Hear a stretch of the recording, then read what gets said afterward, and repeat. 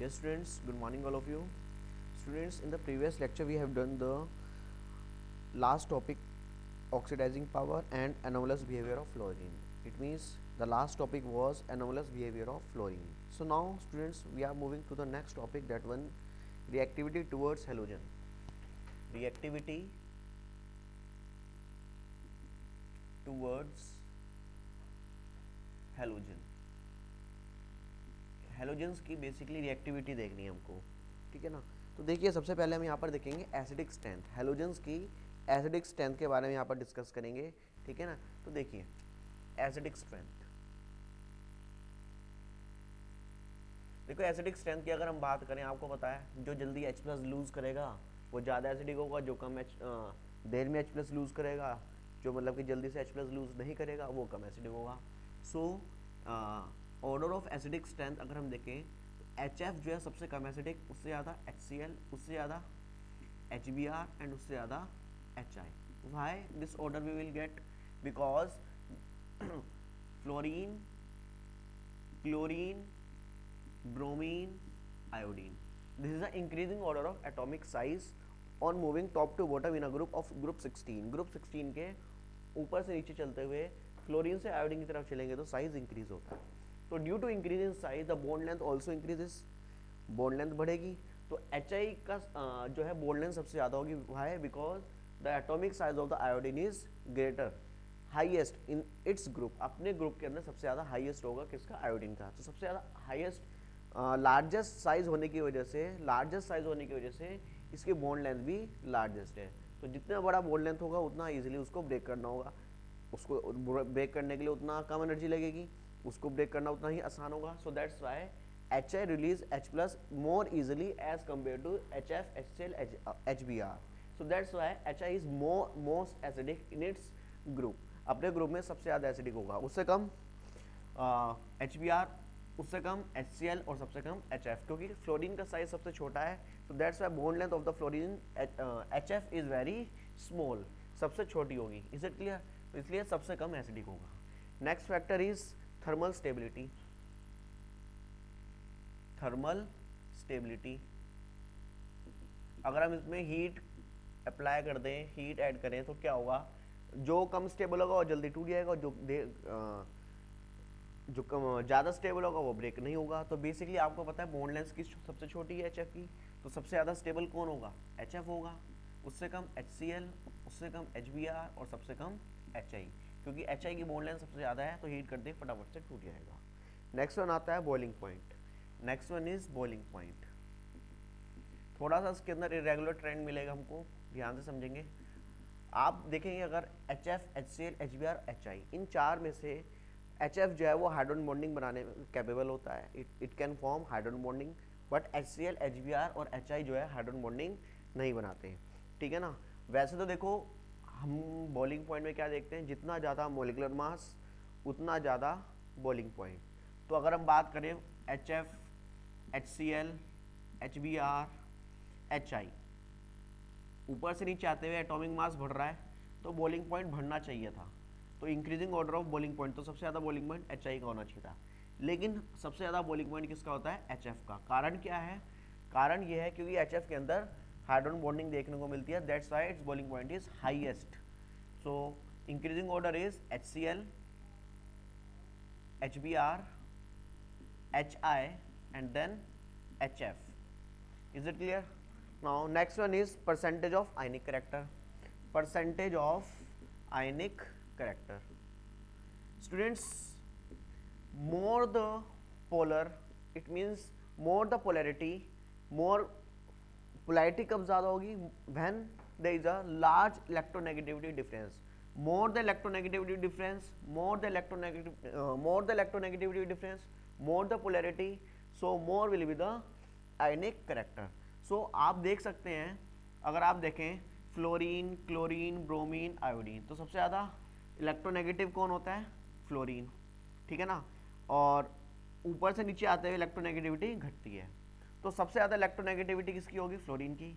तो H और F के बीच में अगर इलेक्ट्रोनेगेटिविटी डिफरेंस देखें, सपोज इसकी इलेक्ट्रोनेगेटिविटी 1 है, इसकी मान लेते हैं 10, तो इलेक्ट्रोनेगेटिविटी डिफरेंस कितना आएगा?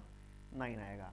वहीं अगर बात करें HCl, हाइड्रोजन की तो 1 रहेगी, सपोज इसकी कितनी है 8, तो डिफरेंस कितना आएगा 7। तो बेसिकली इलेक्ट्रोनेगेटिविटी डिफरेंस सबसे ज़्यादा HF के केस में आएगा, क्योंकि ऊपर से नीचे आते हुए इलेक्ट्रोनेगेटिविटी कम हो रही है। सो दैट्स वाई जितना ज़्यादा आयनिक इलेक्ट्रोनेगेटिविटी डिफरेंस, उतनी ज़्यादा पोलैरिटी, उतना ज़्यादा आयनिक करेक्टर। तो सबसे ज़्यादा आयनिक करेक्टर किसका होगा, बेसिकली यहाँ पर जो है HF का सबसे ज़्यादा आयनिक करेक्टर होगा, उससे कम HCl, उससे कम HBr और सबसे कम HI।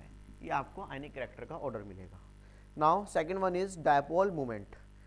सेकंड वन इज मतलब next one is dipole moment. Dipole moment is also depends upon the electronegativity, or we can say that the electronegativity difference.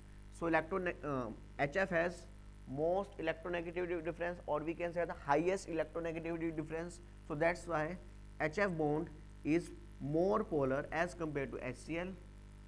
समझ आ गई। और जैसे जैसे इलेक्ट्रोनेगेटिविटी कम हो रही है तो डायपोल मोमेंट भी कम होता रहेगा, क्योंकि इलेक्ट्रोनेगेटिविटी डिफरेंस डिक्रीज होता रहेगा। Last one is reducing power. Reducing power means reducing agent। कौन ज़्यादा अच्छा reducing agent होगा? reducing agent कौन होगा? जो दूसरे को reduce कर दे। दूसरे को reduce कैसे करेगा? जो दूसरे को H plus they they. Addition of H plus hydrogen, we can say that addition of hydrogen is reduction and addition of oxygen is oxidation। Is it clear? तो अगर हमको किसी चीज़ को रिड्यूस करना है तो उसके अंदर हाइड्रोजन ऐड करते हैं तो रिडक्शन हो जाएगा। तो बेसिकली रिड्यूसिंग एजेंट कौन होता है? जो दूसरे को रिड्यूस करता है। कैसे रिड्यूस करेगा? यहाँ पर हाइड्रोजन देके रिड्यूस करेगा।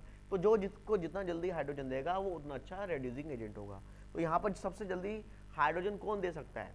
HI, बिकॉज इसकी बॉन्ड लेंथ सबसे बड़ी होती है, इसको तोड़ना सबसे आसान होता है। और सबसे कम कौन होगा? HI। तो यहाँ पर सबसे कम HF सॉरी सबसे कम रिड्यूसिंग पावर किसकी होगी? HF की। उससे ज़्यादा HCl। जैसे जैसे बॉन्ड लेंथ बड़ी हो रही है रिड्यूसिंग पावर भी बढ़ रही है। So HI is the most reducing power. HI has more reducing power. Is it clear? चलिए now we will move to the reactivity towards oxygen. Oxygen के साथ ये सब कैसे रिएक्ट करते हैं उसके बारे में हमको यहाँ पर डिस्कस करना है। Next topic is reactivity toward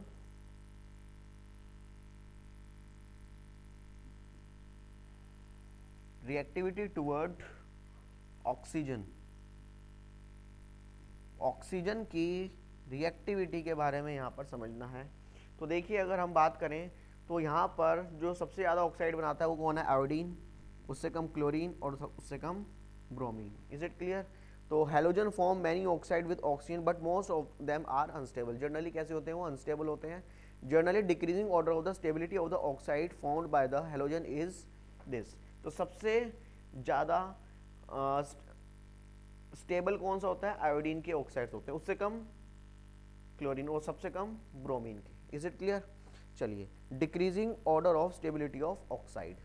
अब यहाँ पर बात करते हैं फ्लोरीन दो तरह के ऑक्साइड बनाता है जिनको हम क्या कहते हैं? ऑक्सोफ्लोराइड्स। बेसिकली OF2 और O2F2, ये दो तरह के ऑक्साइड बनाता है कौन? फ्लोरीन। वहीं अगर हम बात करें क्लोरीन की, क्लोरीन हमको यहाँ पर चार तरह के ऑक्साइड देते हैं। एक Cl2O, दूसरा ClO2, तीसरा Cl2O6 and last one is Cl2O7। ये आपके क्या हैं? Oxides of chlorine. ठीक है ना? बेसिकली ये क्या होते हैं? एक अच्छे मतलब कि हाईली रिएक्टिव ऑक्सीडाइजिंग एजेंट होते हैं, मतलब कि ये अच्छे ऑक्सीडाइजिंग एजेंट होते हैं। ऑक्सीडाइजिंग एजेंट कौन होते हैं? जो दूसरे को ऑक्सीडाइज करेंगे। तो ये दूसरे को ऑक्सीडाइज कैसे करेंगे? दूसरे को ऑक्सीजन देके। ठीक है ना? तो आप देख रहे होंगे तो स्टेबिलिटी जो है इन दोनों के बीच में है इसकी। तो यहाँ पर थोड़ा कम स्टेबल है जिसकी वजह से ये ऑक्सीजन ईजिली दे देता है और दूसरे को ऑक्सीडाइज कर देता है। वहीं अगर हम बात करें ClO2 is use in the bleaching agent. यहाँ पर जो ClO2 है ये एज अ ब्लीचिंग एजेंट की तरह यूज होता है। Next one is bromine. Bromine form three types of oxide, Br2O, BrO2 and BrO3। तो ये आपके तीन तरह के ऑक्साइड बनते हैं और ये लीस्ट स्टेबल हेलोजन ऑक्साइड होते हैं। आपको बताया मैंने, सबसे ब्रोमीन के जो है सबसे कम स्टेबल होते हैं। Next one is iodine. Iodine forms three types of oxide, I2O4, I2O5, I2O7। तो ये तीन तरह के ऑक्साइड्स मिलते हैं यहाँ पर। Basically I2O5 is a very good oxidising agent. ये बहुत ज़्यादा अच्छे ऑक्सीडाइजिंग एजेंट होते हैं और बेसिकली ये सब सॉलिड फॉर्म में मिलते हैं और ये कैसे होते हैं, बेसिकली इनसोल्यूबल होते हैं, इनसोल्यूबल सॉलिड्स होते हैं, ठीक है ना, और डिकम्पोज हो जाते हैं हीट करने पर। Is it clear? Next one is बच्चों रिएक्टिविटी विद मेटल्स। मेटल की तरफ रिएक्टिविटी देखेंगे।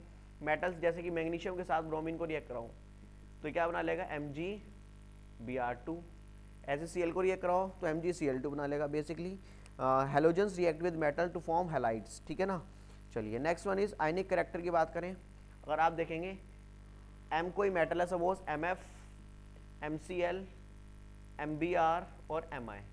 अगर हम आयनिक कैरेक्टर की बात करें तो यहाँ पर सबसे ज़्यादा आयनिक कैरेक्टर किसका होगा, Mf का, क्योंकि इलेक्ट्रोनेगेटिविटी डिफरेंस सबसे ज़्यादा होगा और जैसे जैसे हम इधर चलते रहेंगे तो इलेक्ट्रोनेगेटिविटी डिफरेंस डिक्रीज होता रहेगा। Higher halides in higher oxidation state will form covalent compounds and lower oxidation state में वो क्या बनाते हैं, आयनिक फॉर्म बनाते हैं, ठीक है ना। जैसे कि एग्जांपल्स SnCl2 और SnCl4, तो ये आपको क्या मिलेगा, कोवलेंट कैरेक्टर मिलेगा इसके अंदर ज़्यादा हायर ऑक्साइड्स, क्योंकि यहाँ पर इसका ऑक्सीडेशन स्टेट कितना है +4, यहाँ पे कितना है +2, तो यहाँ पर हायर ऑक्सीडेशन स्टेट में इसका कोवलेंट कैरेक्टर मिलता है। Next one is reactivity towards other halogens. Reactivity towards other halogens,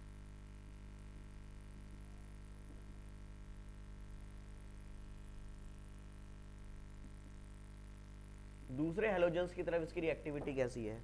देखो ये हमको इस टाइप के कंपाउंड मिलते हैं X, X', N, और यहाँ पर N की वैल्यू क्या होती है 1, 3, 5, 7 और नंबर में मिलते हैं। Is it clear? तो यहाँ पर जो X होता है वो बेसिकली लार्ज साइज में होता है और X' जो होता है वो स्मॉल साइज में होता है। X लार्ज एटम होता है और X' स्मॉलर हैलोजन होगी। बेसिकली इस तरह से हम कह सकते हैं ये लार्जर हैलोजन और ये स्मॉलर हैलोजन होती है। Is it clear?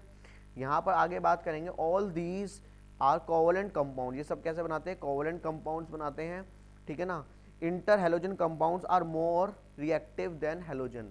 Basically X' जो है, जैसे कि सपोज क्लोरीन और फ्लोरीन ने मिलकर सपोज एक ये कंपाउंड बनाया, ठीक है ना, और वहीं अगर बात करें Cl2 और F2 तो ये ज़्यादा रिएक्टिव होते हैं एज कम्पेयर टू Cl2 और F2। कारण क्या है, X' बॉन्ड जो होता है वो ज़्यादा वीक होता है as compare to XX bond. Is it clear?